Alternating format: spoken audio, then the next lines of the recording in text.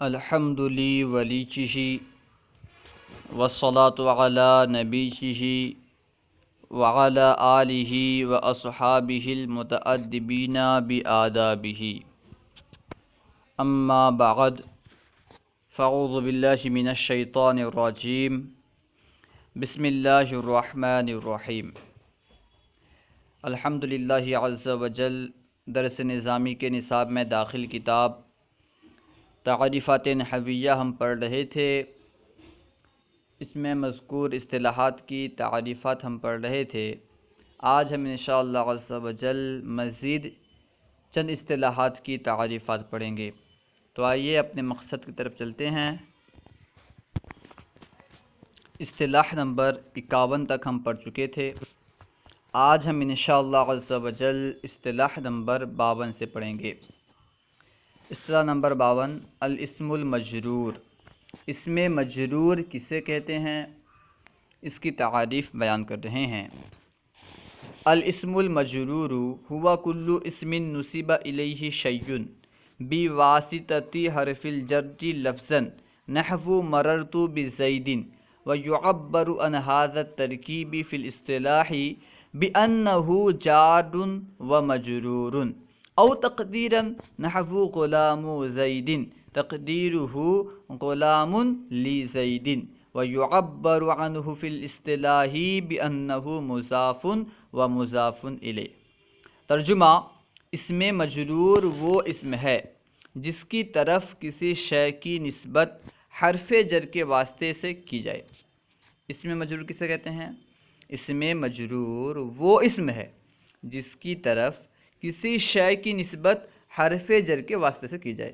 جس اسم کی طرف کسی شے کی نسبت حرف جر کے واسطے سے کی جائے گی اسے کہا جائے گا اسم مجرور۔ اگر حرف جر لفظاً ہو تو یہ ترکیب جار مجرور کہلاتی ہے۔ اسم مجرور تو اسے کہیں گے جس کی طرف کسی شے کی نسبت حرف جر کے واسطے سے کی جائے۔ پھر اگر وہ حرف جر لفظاً ہو تو اسے کہیں گے، اس ترکیب کو کہیں گے جار مجرور۔ وہی فرما رہے ہیں اگر حرف جر لفظاً ہو تو یہ ترکیب جار مجرور کہلاتی ہے۔ جیسے مررت بزید، دیکھیں یہاں پہ مررت بزید میں جو با حرف جر ہے یہ لفظاً موجود ہے، اسی وجہ سے اس ترکیب کو جار مجرور کہیں گے، یعنی با حرف جر ہے اور زید مجرور ہے، با جار ہے زید مجرور ہے۔ اور اگر حرف جر تقدیر ہو تو اس ترکیب کو مضاف اور مضاف الیہ کہا جاتا ہے۔ جیسے غلام زیدن، تو اس مثال میں غلام زیدن میں حرف جر لفظاً موجود نہیں ہے، اس کی تقدیر تو اصل میں ہے غلام لزیدن، تو وہاں پہ لام مقدر ہے، لفظاً لام موجود نہیں ہے، اسی وجہ سے اس ترکیب کو مضاف اور مضاف الیہ کہا جاتا ہے، جار مجرور نہیں کہا جاتا۔ اتنا یاد رکھیں کہ اسم مجرور اس اسم کو کہتے ہیں جس کی طرف کسی شے کی نسبت کی جائے حرف جر کے واسطے سے۔ پھر اب دو صورتیں ہوں گی، یا تو حرف جر لفظاً مذکور ہوگا یا لفظاً مذکور نہیں ہوگا۔ اگر لفظاً ہو تو اسے جار مجرور کہیں گے، اور اگر لفظاً نہ ہو مقدر ہو تو اسے مضاف اور مضاف الیہ کہیں گے۔ اصطلاح نمبر 53 الاضافۃ المعنویۃ۔ اضافت معنویہ کسے کہتے ہیں؟ تو اضافت معنویہ کی تعریف بیان کر رہے ہیں، ہی ان یکون المضاف غیر صفت مضافۃ الی معمولها نحو غلام زید۔ ترجمہ: اضافت معنویہ سے مراد وہ اضافت ہے جس میں صفت کا صیغہ اپنے معمول کی طرف مضاف نہ ہو، جیسے غلام زید۔ اضافت معنویہ کسے کہتے ہیں؟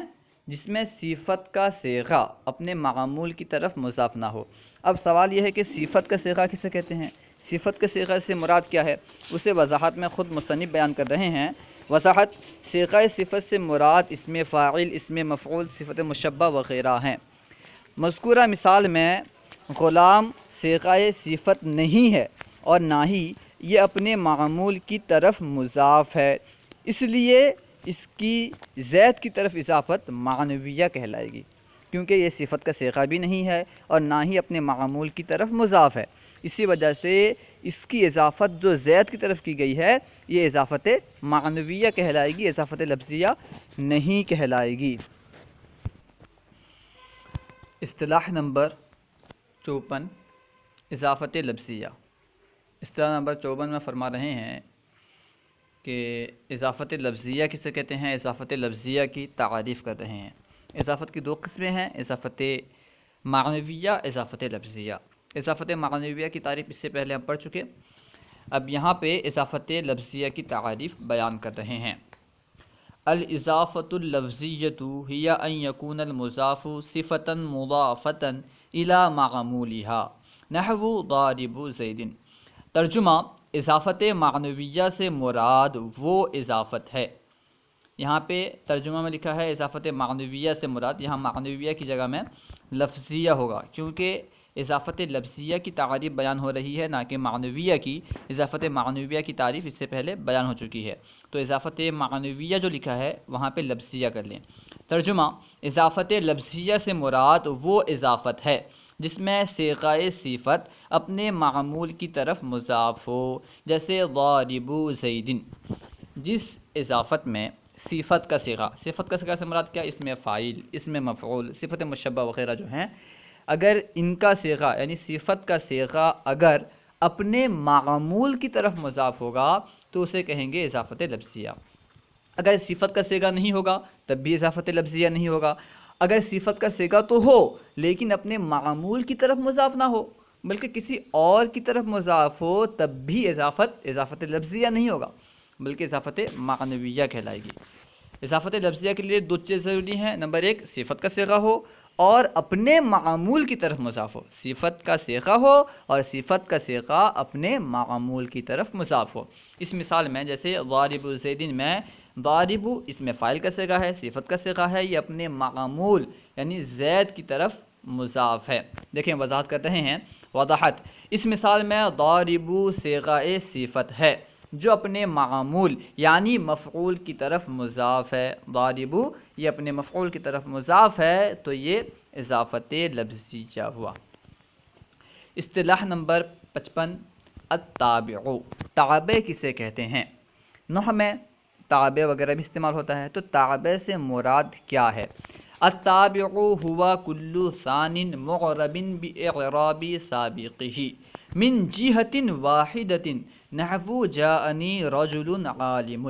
ترجمہ، تابع وہ دوسرا اسم ہے جس کا اعراب ایک ہی جہت سے پہلے اسم کے مطابق ہو، یعنی تابع سے کہیں گے جس کا اعراب اس سے پہلے والے اسم کے اعراب کے مطابق ہو اور دونوں کا اعراب ایک ہی جہت سے ہو، یعنی اگر پہلا والا اعراب فاعل ہونے کی بنا پر مرفوع ہے تو بعد میں آنے والا جو لفظ ہے وہ بھی فاعل کی وجہ سے مرفوع ہو تو اب کہیں گے بعد والے کو تابع۔ تابع کی تعریف کیا ہوئی کہ تابع ہر وہ دوسرا ہے جو پہلے کے اعراب کے ساتھ معرب ہو، پہلے کے اعراب کے مطابق، پہلے کے اعراب کے موافق معرب ہو، اس پر بھی اعراب ہو، اور دونوں کا اعراب یعنی پہلے والے کا اور بعد والے کا دونوں کا اعراب ایک ہی جہت سے ہو۔ وہی فرما رہے ہیں تابع وہ دوسرا اسم ہے جس کا اعراب ایک ہی جہت سے پہلے اسم کے مطابق ہو، جیسے جاءنی رجل عالم۔ وضاحت میں فرما رہے ہیں اس مثال میں رجل اور عالم کا اعراب ایک ہے، رجل بھی مرفوع ہے، عالم بھی مرفوع ہے، تو رجل اور عالم دونوں کا اعراب ایک ہوا۔ اس مثال میں رجل اور عالم کا اعراب ایک ہے اور ان دونوں پر اعراب کا سبب بھی ایک ہے، یعنی رجل کا فاعل ہونا۔ یہاں پہ جو رجل ہے یہ فاعل ہے، یعنی جاء کا فاعل رجل بھی ہے اور عالم ہے، دونوں کا سبب کیا ہے؟ فاعل ہونا۔ دونوں میں جو اعراب ہے فاعل ہونے کے سبب رجل میں اور عالم میں رفع کا اعراب ہے، تو یہ یہاں پہ جو عالم ہے یہ رجل کا تابع کہلائے گا۔ جاءنی رجل عالم میں عالم رجل کا تابع ہے۔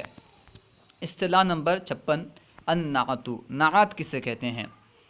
النعت تابع يدل على معنى في متبوعه نحو جاءني رجل عالم او في متعلق متبوعه نحو جاءني رجل عالم ابوه ويسمى صفة ايضا۔ ترجمہ، نعت وہ تابع ہے جو اپنے متبوع یا متبوع کے متعلق میں پائے جانے والے معنی پر دلالت کرے۔ اسے صفت بھی کہا جاتا ہے، جیسے جاءنی رجل عالم اور جاءنی رجل عالم ابوہ۔ تو نعت کسے کہتے ہیں؟ نعت تابع ہوتا ہے، نعت وہ تابع ہوتا ہے جو اپنے مطبوع میں یا مطبوع کے متعلق میں پائے جانے والے معنی پر دلالت کرتا ہے۔ جو تابع مطبوع میں پائے جانے والے معنی پر دلالت کرے وہ بھی نعت کہلائے گا، اور جو تابع مطبوع کے متعلق میں پائے جانے والے معنی پر دلالت کرے وہ بھی نعت کہلائے گا۔ یا تو مطبوع کے معنی پر دلالت کرے یا مطبوع کے متعلق کے معنی پر دلالت کرے، اسے کہیں گے نعت۔ وضاحت، پہلی مثال میں، یعنی پہلی مثال جو ہے جاءنی رجل عالم، پہلی مثال میں عالم رجل، پہلی مثال میں عالم رجل مطبوع میں پائے جانے والے صفت علم پر دلالت کر رہا ہے۔ یعنی پہلی مثال جو ہے جاءنی رجل عالم، یہاں پہ عالم رجل میں جو صفت علم پائی جا رہی ہے، رجل کے اندر جو صفت علم پائی جا رہی ہے اس پر عالم دلالت کر رہا ہے۔ اور دوسری مثال میں عالم رجل کے متعلق یعنی ابوہ میں پائے جانے والے صفت وصف علم پر دلالت کر رہا ہے۔ پہلی مثال میں کیا ہے؟ عالم رجل کے اندر پائے جانے والے صفت علم پر دلالت کر رہا ہے، وصف علم پر دلالت کر رہا ہے۔ اور دوسری مثال میں جو عالم ہے یہ رجل کے اندر پائے جانے والے وصف علم پر نہیں بلکہ رجل کے جو متعلق ہے، یعنی جو اس کے والد ہیں تو جو اس کے والد اس کے متعلق ہوئے، رجل کے متعلق کے اندر پائے جانے والے وصف علم پر دلالت کر رہا ہے۔ تو نعت کا دوسرا نام صفت بھی ہے۔ وہ فرما رہے ہیں کہ پہلی مثال میں عالم رجل جو کہ مطبوع ہے اس میں پائے جانے والے وصف علم پر دلالت کر رہا ہے، اور دوسری مثال میں عالم رجل کے متعلق ابوہ میں پائے جانے والے وصف علم پر دلالت کر رہا ہے۔ نعت کا دوسرا نام صفت بھی ہے۔ اصطلاح نمبر 57، العطف بالحروف۔ عطف بالحروف کسے کہا جاتا ہے؟ العطف بالحروف تابع ينسب إليه ما نسب إلى متبوعه وكلاهما مقصودان بتلك النسبة ويسمى عطف النسق نحو قام زید وعمر۔ ترجمہ، عطف بالحروف وہ تابع ہے کہ اس کی طرف وہی کچھ منسوب ہوتا ہے جس کی نسبت اس کے مطبوع کی طرف ہوتی ہے۔ عطف بالحروف کسے کہتے ہیں؟ عطف بالحروف اس تابع کو کہتے ہیں جس کی طرف وہ سب منسوب کیا جائے، وہی کچھ منسوب کیا جائے جو اس کے مطبوع کی طرف منسوب کیا گیا ہے۔ وہ فرما رہے ہیں کہ عطف بالحروف وہ تابع ہے کہ اس کی طرف وہی کچھ منسوب ہوتا ہے جس کی نسبت اس کے مطبوع کی طرف ہوتی ہے، اور اس نسبت سے یہ دونوں مقصود ہوتے ہیں۔ ایسا نہیں ہے کہ صرف تابع مقصود ہوتا ہے یا صرف مطبوع مقصود ہوتا ہے، بلکہ اس نسبت میں دونوں مقصود ہوتے ہیں۔ اسے عطف نسق بھی کہا جاتا ہے، جیسے قام زید و عمر، تو یہاں پہ زید کی طرف قامہ کی نسبت کی گئی ہے، زید یہاں پہ مطبوع ہے اور عمر تابع ہے، تو عمر ایسا تابع ہے تو جس کی طرف وہی چیز منسوب کی گئی ہے جو زید کی طرف منسوب کی گئی ہے، یعنی عمر کی طرف وہی یعنی قیام کی نسبت کی گئی ہے جس قیام کی نسبت زید کی طرف کی گئی ہے۔ تو یہ دونوں جو ہیں دونوں مقصود بھی ہیں۔ یہاں پہ قام زید عمر اس مثال میں دونوں مقصود ہیں، زید اور عمر دونوں مقصود ہیں، تو اسے کہیں گے عطف بالحروف۔ وضاحت، اس مثال میں عمر معطوف بالحرف ہے، قام فعل کی نسبت زید اور عمر دونوں کی طرف کی گئی ہے۔ قام فعل کی نسبت جس طرح زید کی طرف کی گئی ہے اسی طرح عمر کی طرف بھی کی گئی ہے۔ اس نسبت سے یہ دونوں ہی مقصود ہیں، ایسا نہیں کہ صرف زید مقصود ہے یا صرف عمر مقصود ہے، بلکہ اس نسبت میں زید بھی مقصود ہے، عمر بھی مقصود ہے، تو یہ کہلائے گا عطف بالحروف۔ اس کے بعد ہے اصطلاح نمبر 58 میں تاکید۔ تاکید کسے کہتے ہیں اس کی تعریف بیان کر رہے ہیں۔ اصطلاح نمبر 58 تاکید۔ التاکید تابع يدل على تقریر المطبوع فیما نصیبہ او علی شمول الحکم لکل فرد من افراد المتبوع نحو جاءنی زید زید وجاءنی القوم کلہم۔ ترجمہ: تاکید وہ تعبیہ ہے جو متبوع کی طرف کسی شے کی نسبت کو پختہ کرنے پر دلالت کرتا ہے یا اس بات پر دلالت کرتا ہے کہ حکم متبوع کے تمام افراد کو شامل ہے۔ تاکید کسے کہتے ہیں؟ تاکید وہ تعبیہ ہوتا ہے جو متبوع کی طرف جس چیز کی نسبت کی گئی ہے اس کو پختہ کرنے پر دلالت کرتا ہے، یا جس حکم کی نسبت متبوع کی طرف کی گئی ہے اس کے تمام افراد کو متبوع شامل ہے، یہ حکم شامل ہے، یہ بتلانے کے لیے دلالت کرتا ہے۔ یعنی جس حکم کی نسبت متبوع کی طرف کی گئی ہے وہ حکم جو ہے متبوع کے تمام افراد کو شامل ہے، اس پر دلالت کرتا ہے، اسے کہتے ہیں تاکید۔ وہی فرما رہے ہیں ترجمہ: تاکید وہ تعبیہ ہے جو متبوع کی طرف کسی شے کی نسبت کو پختہ کرنے پر دلالت کرتا ہے، یا اس بات پر دلالت کرتا ہے کہ حکم متبوع کے تمام افراد کو شامل ہے، کچھ کو شامل ہے کچھ کو شامل نہیں ہے، ایسا نہیں، بلکہ متبوع کے تمام افراد کو شامل ہے، اس پر تاکید دلالت کرتا ہے۔ نسبت میں پختہ کرنے کی مثال جیسے جاءنی زید زید، یہاں پہ نسبت میں پختہ کرنے کی مثال ہے، یعنی جاءنی زید زید میں جو دوسرا زید ہے یہ تاکیداً لایا گیا ہے۔ کیوں لایا گیا ہے؟ نسبت کو پختہ کرنے کے لیے۔ میرے پاس زید آیا تو زید کے آنے کی نسبت کو پختہ کرنے کے لیے دوسرا زید لایا گیا ہے، اور متبوع کے تمام افراد کے لیے حکم کے عام ہونے پر دلالت کرنے کی مثال جاءنی القوم کلہم۔ اس مثال میں کلہم جو لایا گیا ہے یہ اس لیے لایا گیا ہے تاکہ یہ معلوم ہو جائے جو آنے کا حکم ہے یہ قوم کے تمام افراد کو عام ہے، آنے کا حکم قوم کے تمام افراد کو شامل ہے۔ ایسا نہیں ہے کہ قوم کے بعض افراد آئے ہیں اور بعض نہیں آئے ہیں، بلکہ آنے کا حکم قوم کے تمام افراد کو شامل ہے، یہ بتلانے کے لیے کلہم لایا گیا ہے۔ وضاحت: نسبت میں پختہ کرنے کا مطلب یہ ہے کہ تاکید اپنے متبوع کی طرف منسوب ہونے والے حکم میں پائے جانے والے وہم مجاز کو دور کر دیتا ہے، یعنی جو مجاز کا وہم ہوتا ہے اسے تاکید دور کر دیتا ہے۔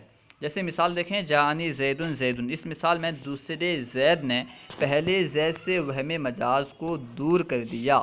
وہ اس طرح کہ سننے والا گمان کر سکتا تھا کہ خود زید نہ آیا ہوگا بلکہ اس کا الرجی یا اس کا خط یا اس کا غلام متکلم کے پاس آیا ہوگا۔ زید نہیں آیا ہوگا بلکہ زید کا خط آیا ہوگا یا اس کا الرجی آیا ہوگا یا غلام وغیرہ آیا ہوگا، تو کیونکہ وہ زید کا غلام ہے، زید کا خط ہے، اسی وجہ سے زید آیا، اس طرح کہہ دیا گیا ہوگا۔ سننے والا یہ گمان کر سکتا تھا، تو اس کو دور کرنے کے لیے دوسرا زید لایا گیا ہے۔ وہ فرما رہے ہیں کہ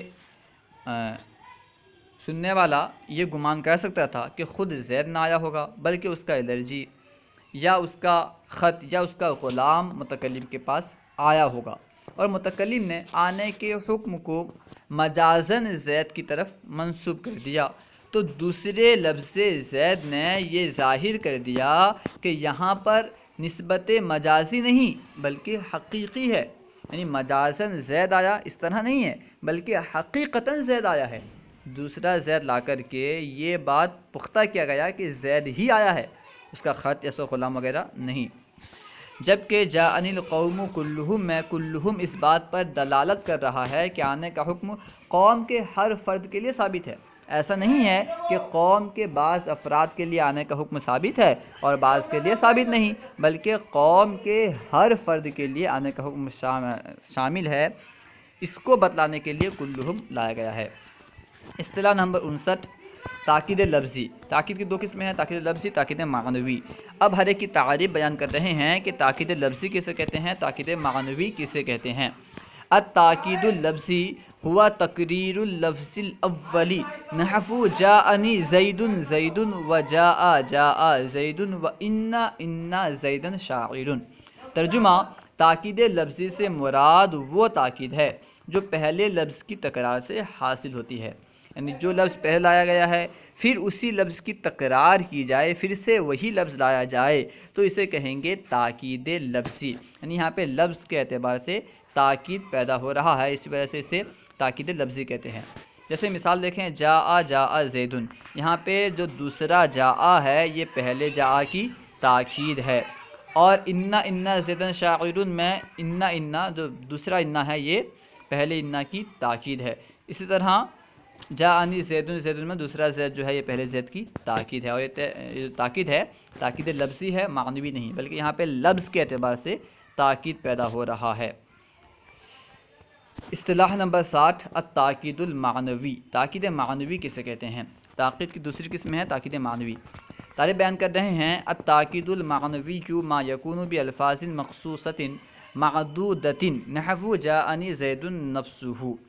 ترجمہ تاکید معنوی وہ ہے جو چند مخصوص الفاظ مثلا نفس، عین وغیرہ کے ساتھ ہو، یعنی جو تاکید چند مخصوص الفاظ کے ذریعے سے ہو، اس کے ساتھ ہو، اسے کہیں گے تاکید معنوی۔ اور وہ الفاظ کیا ہیں آپ تفصیلاً انشاءاللہ نحو کی کتاب میں پڑھیں گے۔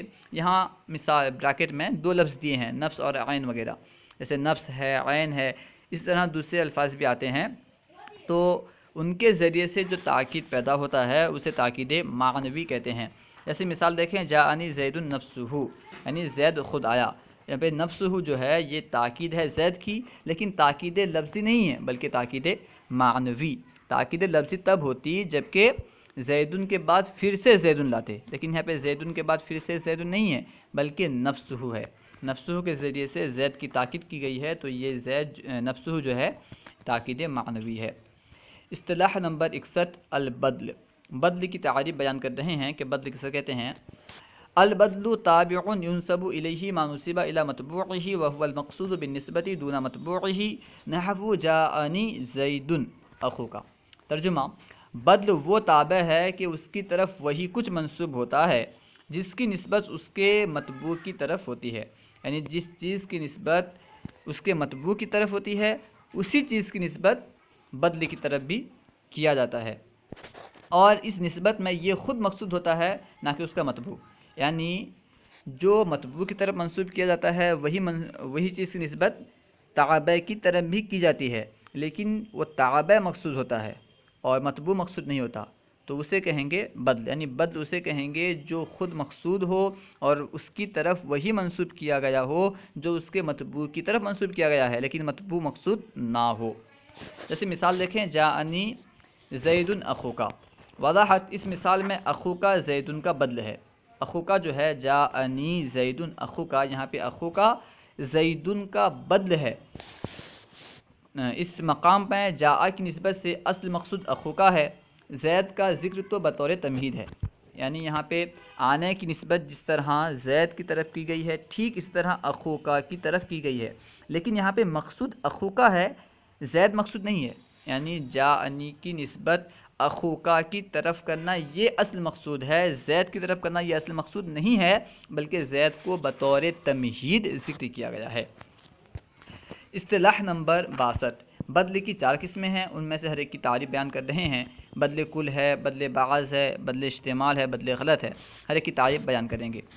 بدل الکلی من الکل ہوا ما یکون مدلولہ تمام مدلول المتبوع نحو جاءنی زید اخوکا۔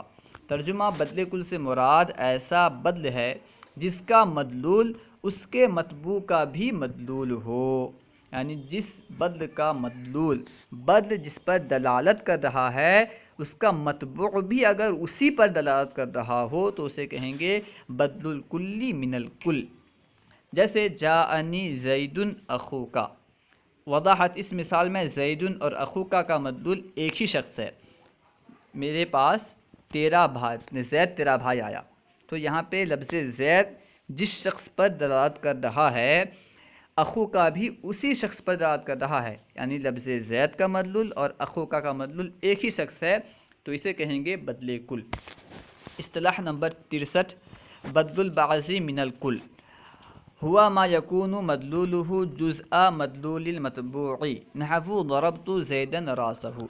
ترجمہ بدل بعض وہ بدل ہے جس کا مدلول اس کے متبوع کے مدلول کا جز ہوتا ہے، جیسے ضربت زیدن راسہ۔ وضاحت: اس مثال میں لفظ زیدن کی دلالت زید کے پورے جسم پر، جبکہ راسہ کا مدلول فقط اس کا سر ہے جو کہ متبوع کے مدلول کا جز ہے۔ تو اس مثال میں دیکھیں، ضربت زیدن راسہ، زیدن ایک مکمل شخص پر دلالت کر رہا ہے، زیدن ایک انسان پر دلالت کر رہا ہے سر سے لے کر پاؤں تک۔ اس کے بعد جو اس کا بدل آ رہا ہے، تابع آ رہا ہے راسہ، یہ صرف اس کے سر پر دلالت کر رہا ہے، اور مقصود یہاں پہ کیا ہے؟ راسہ مقصود ہے، تو راسہ بدل ہوا، لیکن بدلے کل نہیں ہے بلکہ بدلے بعض ہے، یعنی متبوع کے بعض پر راسہ دلالت کر رہا ہے۔ سر یہ انسان کے جسم کا بعض ہے، اسی وجہ سے اسے کہیں گے بدلے بعض۔ اصطلاح نمبر 64، اصطلاح نمبر 64 میں فرما رہے ہیں بدل اشتمال کسے کہتے ہیں، اس کی تعریف فرما رہے ہیں۔ بدل الاشتمالی ہوا ما یکون مدلولہ متعلق المتبوعی کسلب زید ثوبہ۔ ترجمہ: بدل اشتمال وہ بدل ہے جس کا مدلول متبوع کا متعلق ہو۔ بدل اشتمال کسے کہیں گے؟ بدل اشتمال اس بدل کو کہیں گے جس کا مدلول متبوع نہ ہو اور نہ ہی متبوع کا جز ہو بلکہ متبوع کا متعلق ہو، یعنی بدل جس چیز پر دلالت کر رہا ہے وہ متبوع بھی نہ ہو اور نہ ہی متبوع کا جز ہو بلکہ متبوع کا متعلق ہو، متبوع سے متعلق کوئی شے ہو، کوئی چیز ہو، کوئی متبوع کا متعلق ہو، چاہے چیز ہو یا کوئی آدمی ہو۔ جیسے مثال دیکھیں، سلیبہ زیدن ثوبہ، اس مثال میں کیا ہے کہ ثوبہ یہ بدل ہے اور یہ زید کا کل نہیں ہے، یعنی کپڑا، زید کا کپڑا نکالا گیا، تو یہاں پہ ثوبہ جو ہے یہ زید کا کل نہیں ہے اور نہ ہی زید کا بعض ہے بلکہ زید کا متعلق ہے، زید کا کپڑا یہ زید کا متعلق ہے، کل یا بعض نہیں ہے۔ وہی فرما رہے ہیں وضاحت میں، اس مثال میں ثوبہ زید کا بدل ہے اور اس کا مدلول متبوع یعنی زید کا متعلق یعنی اس کا کپڑا ہے، اس کا جو متبوع ہے زید، اس کا متعلق اس کا کپڑا ہے۔ فرما رہے ہیں کہ یہاں پہ جو ثوبہ ہے یہ ثوبہ زید کے متعلق پر دلالت کر رہا ہے، زید کے کل پر یا بعض پر دلالت نہیں کر رہا ہے، تو اسے کہیں گے بدل اشتمال۔ اب اسے آسانی سے یہ سمجھیں کہ بدل اشتمال اس بدل کو کہیں گے جس کا مدلول متبوع کے متعلق کا مدلول ہو، متبوع کا متعلق کا مدلول جو ہے وہی جو تابع کا مدلول ہو، تو اسے کہیں گے بدل۔ نمبر 65، بدل غلط۔ بدل غلط کسے کہتے ہیں، اس کی تعریف بیان کر رہے ہیں۔ بدل الغلطی ہوا ما یذکر بعد الغلطی نحو جاءنی زید جعفر ورأیت رجلا حمارا۔ ترجمہ: بدل غلط وہ بدل ہے جو غلطی کے بعد ذکر کیا جائے، جیسے جاءنی زید جعفر اور رأیت رجلا حمارا۔ وضاحت: اگر کوئی شخص یہ کہنا چاہے کہ میں نے گدھا دیکھا اور غلطی سے اس کے منہ سے رأیت رجلا نکل گیا، پھر اس نے غلطی کے ازالے کے لیے حمارن کہا، تو یہ بدل غلط کہلائے گا، یعنی کچھ کہنا کچھ چاہتا تھا اور منہ سے کچھ اور نکل گیا، اس غلطی کو دور کرنے کے لیے، اس غلطی کے ازالے کے لیے بعد میں جو لفظ آئے گا وہ بدل غلط کہلائے گا۔ جیسے یہاں مثال میں جاءنی زید جعفر میں جعفر یعنی کوئی کہنا چاہتا تھا جعفر، منہ سے زید نکل گیا، تو جعفر جو ہے یہ بدل غلط ہے۔ دوسری مثال میں رأیت رجلا حمارا میں حمارا بدل غلط ہے۔ اصطلاح نمبر 66، عطف البیانی۔ عطف بیان کسے کہتے ہیں، اس کی تعریف بیان کر رہے ہیں۔ عطف البیانی ہوا تابع غیر صفت یوضح متبوعہ وہو اشہر اسم شیء نحو قام ابو حفص عمر۔ ترجمہ: عطف بیان وہ تابع ہے جو صفت نہ ہو اور اپنے متبوع کی وضاحت کرے۔ صفت تو اپنے متبوع کی وضاحت کرتا ہی ہے، لیکن عطف بیان اس تابع کو کہیں گے جو صفت تو نہ ہو پھر بھی اپنے متبوع کی وضاحت کرے، اپنے متبوع کو واضح کرے۔ عطف بیان کسی شے کے دو ناموں میں سے ایک نام ہوتا ہے جو عموماً پہلے سے زیادہ مشہور ہوتا ہے۔ عطف بیان کسی شے کے، کسی چیز کے دو ناموں میں سے ایک نام ایسا ہوتا ہے جو زیادہ مشہور ہوتا ہے۔ کسی شے کے دو نام ہو اور ایک زیادہ مشہور نام ہو اور اسے بعد میں لایا جائے تو اسے کہیں گے یہ عطف بیان ہے۔ جیسے قام ابو حفص عمر، تو عمر جو ہے یہاں پہ عطف بیان ہے، جو کہ نام ہے حضرت عمر رضی اللہ تعالیٰ عنہ کا۔ وضحت، اس مثال میں عمر ابو حفص کی صفت نہیں، عمر جو ہے یہ ابو حفص کی صفت نہیں ہے، لیکن اس کی وضاحت کر رہا ہے۔ عمر جو ہے ابو حفص کی وضاحت کر رہا ہے۔ ابو حفص کون؟ ابو حفص، اب عمر وضاحت کر رہا ہے، یعنی وہ ابو حفص جو کہ عمر ہے، ابو حفص وضاحت کر رہا ہے۔ وہ فرما رہے ہیں کہ اس مثال میں عمر جو ہے یہ ابو حفص کی صفت نہیں ہے، لیکن اس کی وضاحت کر رہا ہے کہ ابو حفص سے مراد کون ہے، کون ابو حفص ہے، یہ عمر وضاحت کر رہا ہے۔ نیز عمرو کو مشہور ہونے کے سبب مثال میں عطف بیان بنایا گیا، کیونکہ یہاں پہ عمر زیادہ مشہور تھا، ابو حفص زیادہ مشہور نہیں تھا، اسی وجہ سے عمر کو عطف بیان بنایا گیا ہے، ابو حفص کو عطف بیان نہیں بنایا گیا۔ صلو علی الحبیب صلی اللہ تعالی علی محمد۔ اگر کہیں کوئی بات آپ کو سمجھ میں نہ آئی ہو یا کوئی درسیات کے متعلق سوال کرنا ہو تو کمنٹ باکس میں سوال کریں، انشاءاللہ عز و جل آپ کو اس کا جواب مل جائے گا۔ ہمارے یوٹیوب چینل فیضان درس نظامی کو ضرور سبسکرائب کریں، علم دین کو عام کرنے کی نیت سے ان ویڈیوز کو آگے شیئر کریں۔